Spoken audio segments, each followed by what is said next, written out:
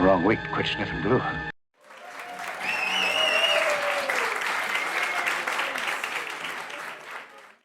Well, good morning, kids. It's Monday, and it's time to finish up the Proteus. I've got one big duty to perform on this, and that is to paint over this sanded seam. I've been resting all weekend. It's had time to consider its fate, and I will be decanting some white sandable primer to cover up this this gray seam, and then hit it with a couple light coats of the Duplicolor Arctic White, and it should be ready for some final decals and detail painting.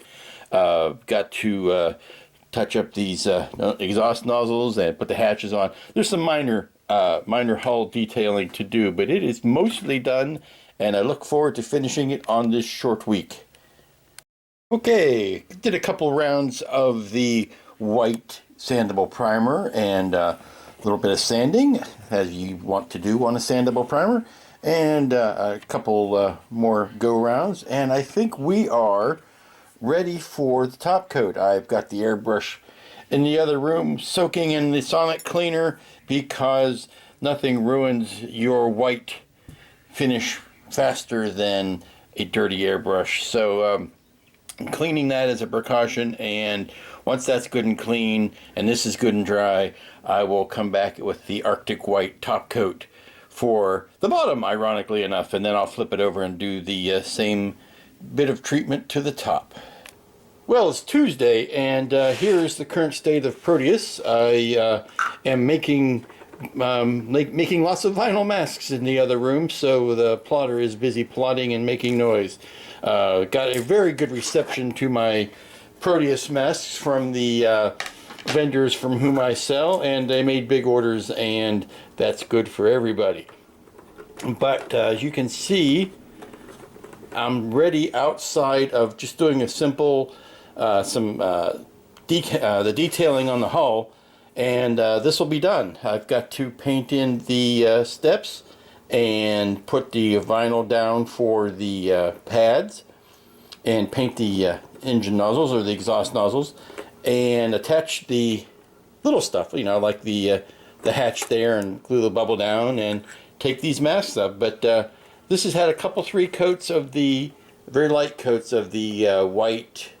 You can see I've got paper towel stuffed in there to protect that paint, but and the window masks are doing their thing, and then I'll be ready to attach it to a base and call it done. I'm hoping to get it finished. Oh, what's today? Tuesday, maybe tomorrow. I have some minor tiny detail decals to go on there, and it'll be done. But that white finish, I tell you, it's something that once you get it done right, you don't really want to mess with it. It's a persnickety thing. So let's get to painting these details. And we're putting the final touches on the good ship Proteus. I've got the decals on. I've got the no skid pads on. I've got the hatches installed. I've got the bubble glued on. I'm going around doing some tiny touches of white to kind of clear up some glitches in the build, and I'm ready to take these masks off and wire up the base, and we will be complete.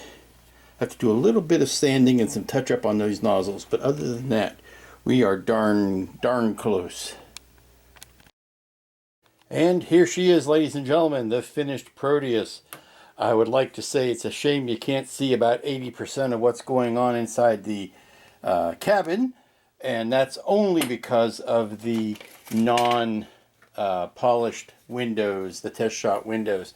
When you have your actual kit in your hands, you will see a tremendous amount of detail in there. However, I will not, because of the way that these kit parts are. But there's the glowing globe, and forgive all of the dots of crap that's in here. That's, again, you really don't see it until you turn the lights on to it, but that is because of the test shottedness of it. Yes, it's the only excuse, but it's the only one I've got. And you can see here, I'll turn this around a little bit. You can see the detail on the table And once you light up that table, you'll see a lot more. But and it really makes me glad that I decided to do this, because frankly, I'm enjoying more detail in the back than I ever am in the front. But that's the lab. But I've got the rudder in, or the dive plane in. These are all doing their thing. And again,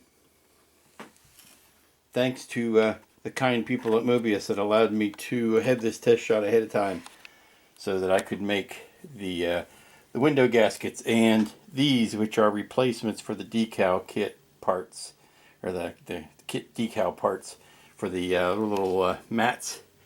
And if you look carefully, you can see the front scope is lit up. That orange light is the front oscilloscope. I think that's a very nice addition. And I'll pull back from it, but let me get down on, there you go, sea level as it were. But all in all, a pretty darn nice kit, and a kit that's been long awaited. And I hope when I build the actual one, this will be as enjoyable. But really worked out a lot of bugs on this, and things that I know I want to do and probably want to do differently. Again, there is a chair there. You can see the detail. You just see all of those scratches in the part because of the temporariness of, I know, I'm sorry I keep harping on that. But for the parts that are final, you really get your money's worth out of this kit.